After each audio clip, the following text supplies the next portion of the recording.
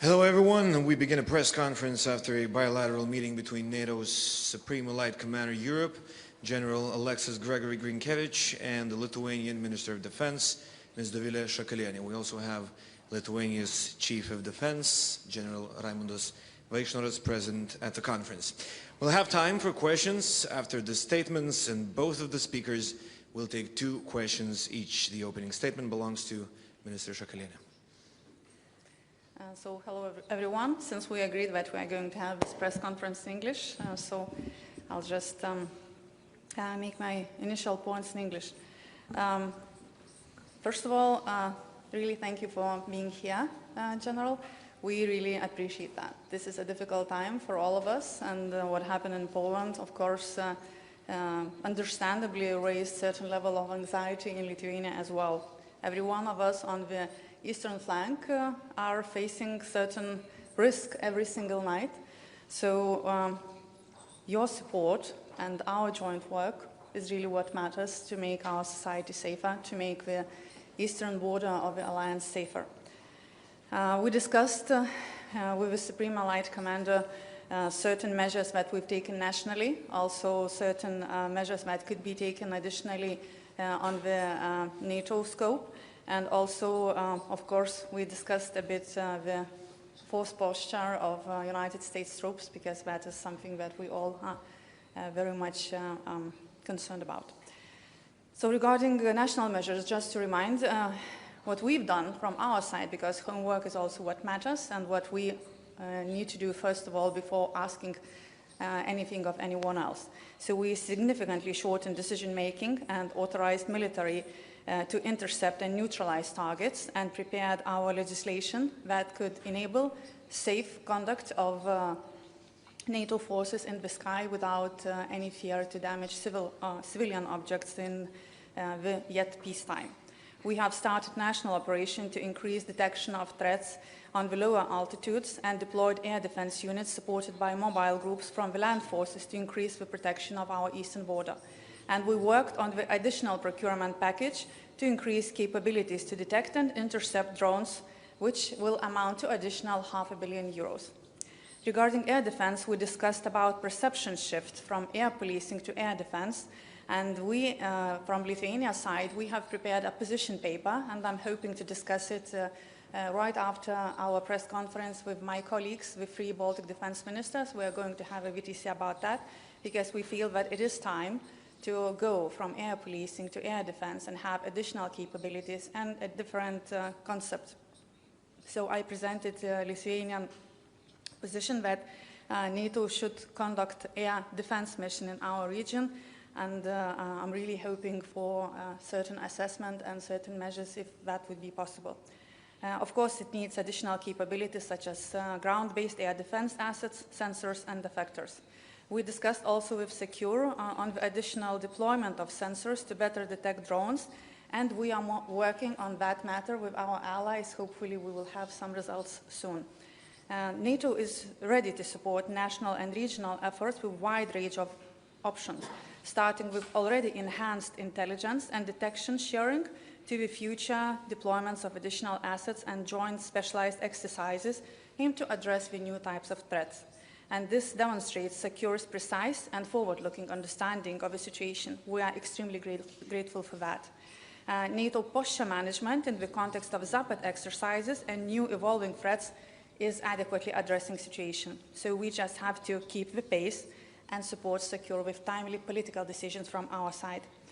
And then, considering the second hat that Secure is wearing, the United States, so we discussed our position regarding the posture of United States troops in Lithuania in particular, and on the eastern flank in general. I presented the perception of the deterrent factor of United States troops that it has in Lithuania. It's crucial here to deter Russia, and Lithuania, of course, is providing a great host nation support, so we are hoping to see Secure, if his schedule will allow, in the opening of a new infrastructure for United States troops shortly. Well, thank you, Minister, and thank you, General, for hosting me here today. It's a real honor to be here on my first visit to Lithuania as Supreme Allied Commander Europe, especially on September 11th. As we remember the events of that day, it's also important to recall what happened in the days that followed. For the first and only time in NATO's history, allies invoked Article 5 of the Washington Treaty, our collective defense clause.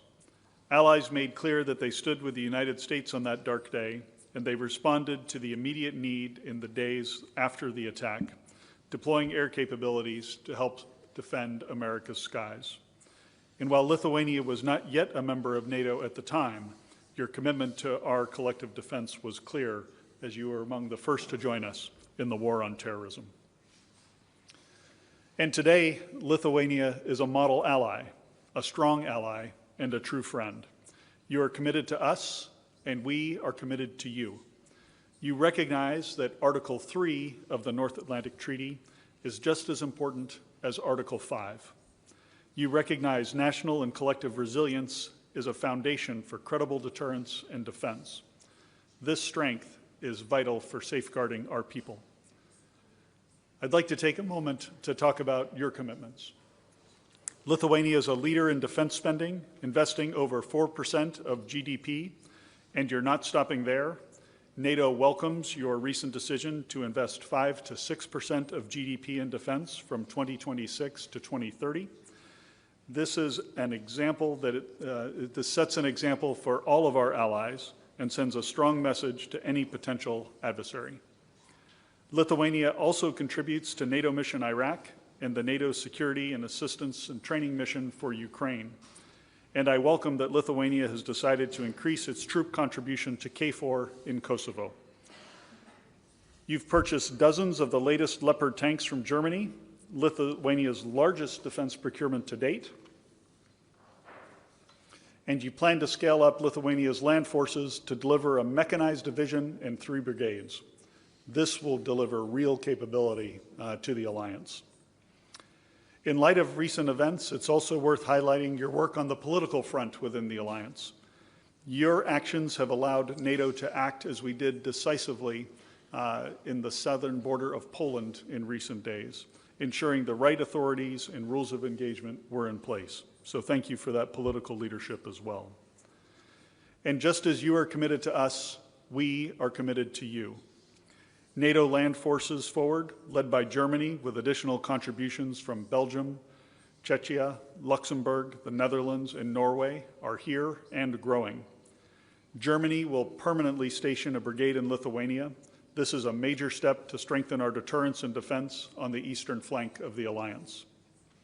Thank you for hosting these forces and for all you do to host American forces here as well.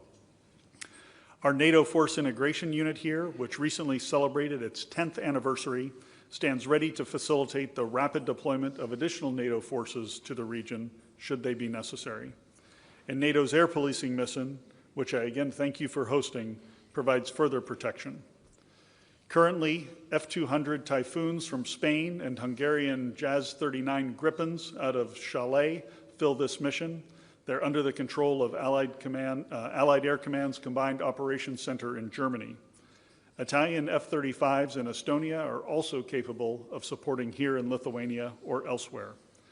And we're working together closely to protect our population from drones.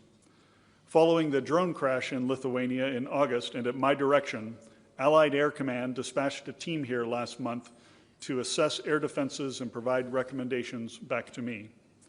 As a result, Allied Air Command is now providing the Lithuanian Control and Reporting Center greater indications and warnings of aerial launches against Ukraine, which could cross into Lithuania.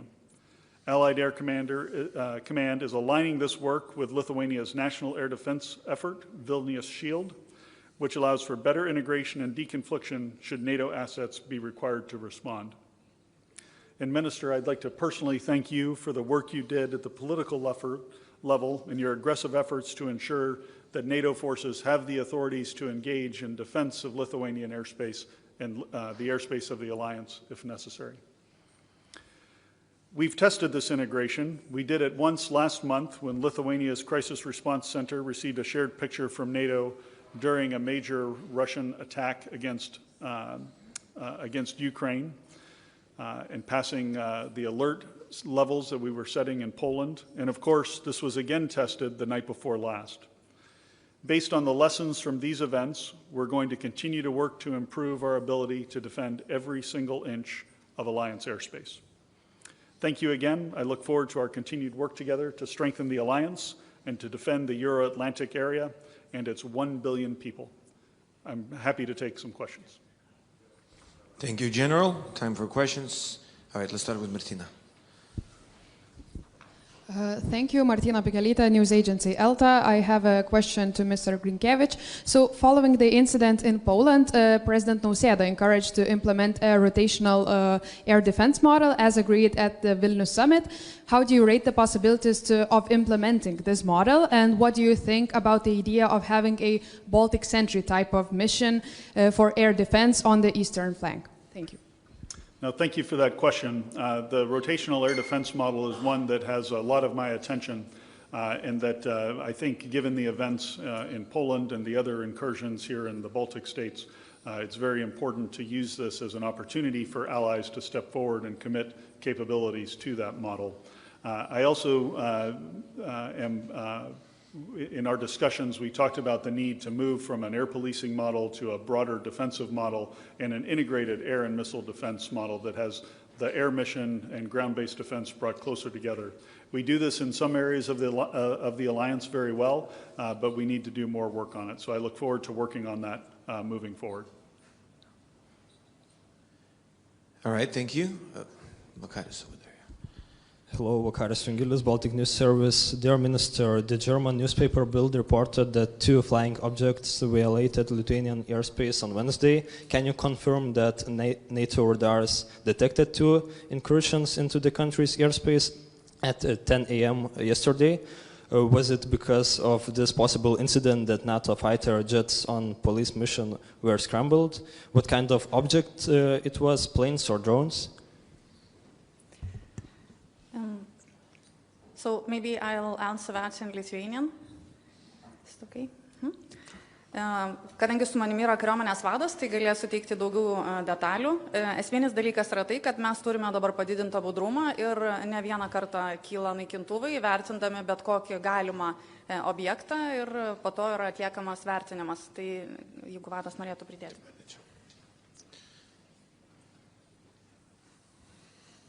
Tai sveiki visi. Iš tikrųjų dabar padidintas jautrumas, kaip ir ministras minėjo, nes kiekvieną atvejį, kuris galimai galėtų mums nurodyti, kad tai yra kažkokie skrendantys objektai, imamės visų priemonių, kad būtų pakelti naikintuvai, jeigu tai įmanoma. Ir šiuo konkrečiu atveju, apie kurį jūs minate, Bild, aš nežinau, iš kur jie paėmė tą informaciją, bet aš nelabai galiu komentuoti gandų. Mes galim tik tai pasakyti, kad mes šiai dienai organizuojam savo gynybą, mūsų priemonėm, kurios yra, stebėjimą ir, aišku, žiūrime labai intensyviai, kas vyko Lenkijoje. Mes patikrinome visus signalus ir nebuvo fiksuota jokių objektų. Žygė, Vaidai, kuris jau čia norit pirmas. Vaidas Saldžiūnas, Delphi. General Grynkewich, question for you regarding the drone incursions. Now, it's been confirmed that not only Polish Air Force, but also Allied aircraft have been engaged in that operation. If I'm correct, also under NATO command. So can you give us a bit of a picture how exactly did that work? Was that a Polish request that evening? What was your role in that operation? Did you give the green light? Was that something part of the previous pre-delegated powers to the SACEUR, that you would have more flexibility in those situations before Article 4 is involved in the NAC? And secondly, regarding the messaging that you mentioned yourself, that every inch of NATO will be defended. It's an adamant phrase by NATO, repeated again and again, but now you have 300 kilometers of drones flying into the NATO territory, which is about 12 million inches, quite a lot of inches. And the aircraft have engaged the drones with the very expensive missiles, which alone, or a few of them, cost more than all the drones combined. Even if we count the risks that cannot be allowed to take, the costs would be too great not engaging. You have 4 out of 19 drones successfully engaged, which is about 20% success rate. Is that sort of a satisfy you as an F-16 pilot yourself and as a SACEUR in the situation? And again, well, how would you message Russia at this point that such occasions will not occur ever again? Because now they can send 20 more drones, 50 more drones, and you will have to engage them the same way. What of it? Thanks. A good series of questions. And the first thing that I'll start with is NATO had the authorities. We had the rules of engagement in place. No one needed to call me because of the authorities that SACEUR has and the further delegation of those authorities. So down at the aircrew level and at the tactical level, our aircrew, our alliance aircrew, did exactly what they were supposed to do, which was defend alliance territory. And that should give everyone a ton of confidence about the importance by which Allied Command operations and I myself take this mission to defend our airspace. I don't hold it at my level. By the time they get me on the phone, the fight will be over. But I trust Alliance aircrew and Alliance forces to execute that mission every single day. And we'll do the same anytime something is coming toward Alliance territory. It was well executed. I'm sure there are lessons that we'll learn that can make us better, but it was very well executed. I'm very proud of our team that did this. You mentioned the challenge of the geography and the space and the volume of drones that we could face. We are learning a lot of lessons from the war in Ukraine about how to handle these challenges. The air policing mission that we have in Poland is one of our enhanced vigilance activities that's been in place since 2022. SACEUR has been given this responsibility. And we've continued to refine these procedures and ensure that we could execute with the professionalism that we did yesterday. Looking forward, there's absolutely more to be done. There are enhancements to weaponry that allow us to get to a lower cost per engagement that nations have been experimenting with, and will certainly continue to push that with all of the nations in the alliance, all 32, to build ground-based capability and air-based capability that gets us on the correct side of the cost curve. But when you're an operational commander and you have a capability and there's an attack or an incursion into your airspace, the cost of the weapon doesn't matter at that moment in time. You're going to use it to defend our population, and I'm very proud of our people who did. All right, Žygimantas, yeah. I'll break the protocol and give one more. Žygimantas Abromaitis, Lithuanian national broadcaster. Sir, as a pilot yourself, you've mentioned right now that any missile, anything that works should be done and prepared to basically destroy any enemy target which incurs into our territory. But since there were like 20 drones, and my colleague mentioned like, what if there will be 50, 100 drones, a swarm of drones? Do NATO has abilities and capabilities to neglect such swarms and bigger obstacles? Because we definitely know that a fighter jet has like 4 to 6 missiles, and it's not enough to neglect such many of drones. And if there is a possibility, of that attack, so what are the options for you? So a couple of things on the particular drone attack or the drone incursion for context. We do not yet know if this was an intentional act or an unintentional act. And I would also have low confidence in any numbers that you've heard of the number of drones. These are the number of sensors that we have, overlapping tracks. As we try to account for that and go into the technical details, we'll get a better understanding of how many there were. But I would not be able to tell you with any confidence today that it was 20 or that it was 10. We just have to get into the technical details to just figure that out, to debrief the crews that were up, see what they saw, etc. Anytime you're using aircraft to defend against a drone attack like this, and I've got a fair amount of experience from this from my time in the Middle East, you have to make choices about which drones to intercept and which ones not to, based on the number of aircraft you have airborne. If something is going out into a field, you might let it go versus it's heading toward an airfield that's critical to your combat operation. So I'm confident that the aircrew and the forces made the right decisions about what they could do with the resources that they had. But we will learn lessons. We will learn of things that we need to enhance our posture to handle these limited incursions. Now, switching to the second part of your question, if there were large drone swarms that were coming at us on a daily basis, there's no doubt in my mind if we experience a drone swarm of hundreds, that is not an accident, that is not an incursion, that would be an attack against alliance territory. In that case, you're looking at the activation of plans and the flow of additional capabilities into Allied Command operations and under SACEUR that we would deploy forward to help manage that. I won't get into the details of what our strengths and weaknesses are with that, but in the event of an armed attack and an Article 5 invocation, a lot more things would start to happen, and it would be a very different ball game, as we would say in American English. Thank you. All right, Mindaugas. Aš paklausiu lietuviškai, ministrė, jums klausimas arba vadas, jeigu pakviesite papildyti. Ar galite vis dėlto patikslinti dėl vakarykščių įvykių, kas buvo? Mes gavome žinią, kad buvo pakelti NATO naikintuvai atlikti užduotį. Ko gero, darau prielaidą, kad po kažkokio gauto signalo jie buvo pakelti į orą.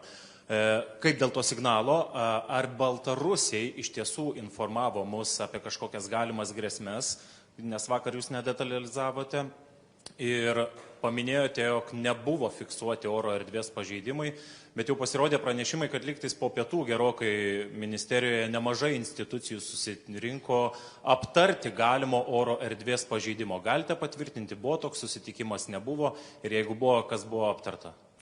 Tai atskirsiu gal šitą klausimą į dvi dalis. Tai pirmas dalykas dėl Baltarusijos. Visi turbūt žinome, kad tai nėra mūsų partnerė arba sąjungininkė. Tai nekomentuosime Baltarusijos pusės pareiškimų dėl bendradarbiavimo. Nei patvirtinsime, nei paneigsime.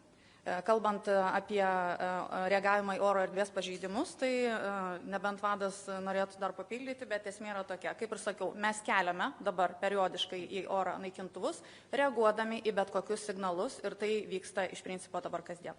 Jo, kad būtų šiek tiek aiškiau, vakar 3 kartus netgi buvo pakilę reaguoti į bet kokias, ar tai būtų meteorologiniai, ar galiu tik tai pasakyti, kad nieko nebuvo fiksuota, todėl neturim ką komentuoti.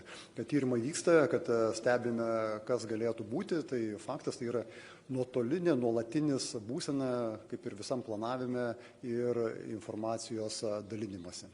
Tai gal tiek. Dėl susitikimo, tai turbūt patys suprantate, kad bendradarbiavimas tarp institucijų yra kritiškai svarbus. Ir tai, kad mes dabar turime ženkliai geriau veikiantį algoritmą ir sąveiką tarp institucijų, taip pat padeda mums greičiau reaguoti. Tai šioje situacijoje vidaus reikalų ministerijos, krašto apsaugos ministerijos, užsienio reikalų ministerijos bendradarbiavimas tiek formuojant bendras pozicijas, tiek reaguojant į mums kylančias grėsmes ir kintant iš šių grėsmų paveikslą yra kritiškai svarbu. Dar kartą noriu paminėti, kad vakar turėjau telefoninį pokalbį su savo kolega Lenkijos gynybos ministru. Su juo kaip tik aptarėme tai, ką ir šiandien vyriausiam sąjungininkų pajėgų Europoje vadui minėjau, ir apie tai diskutavome, kaip galėtų atrodyti galbūt arba formatas kaip Baltic Sentry tipo misija, kuri būtų skirta oro gynybai rytų flango pasienyje, arba kaip galėtų būti transformuota oro policijos misija į oro gynybos misiją. Ir kaip ir sakiau, taip pat planuojame su kitomis Baltijos šalimis Lietuvos paruoštą pozicijos dokumentą finalizuoti ir tikėtina pateikti kaip bendrą. Taip pat palaikysime bet kokius papildomus pajėgumus ir laukiame artimiausiu metu atsakymo dėl papildomų pajėgumų sensorių srityje gavimo taip pat. Dėkui. One last very quick one. I'm from South Korean press, KBS. Something to ask you, sir, Defense Minister of Lithuania.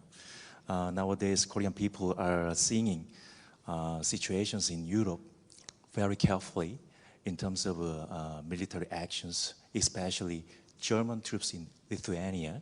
So my translator will give you my question instead in Lithuanian language. It's a little bit difficult for me to, give the question in English. Labadiena. Saugumo situacija su dronais yra sudėtinga. Ar Vokietijos kariuomenės buvimas Lietuvoje yra pakanka atgrasymo priemonė prieš Rusiją?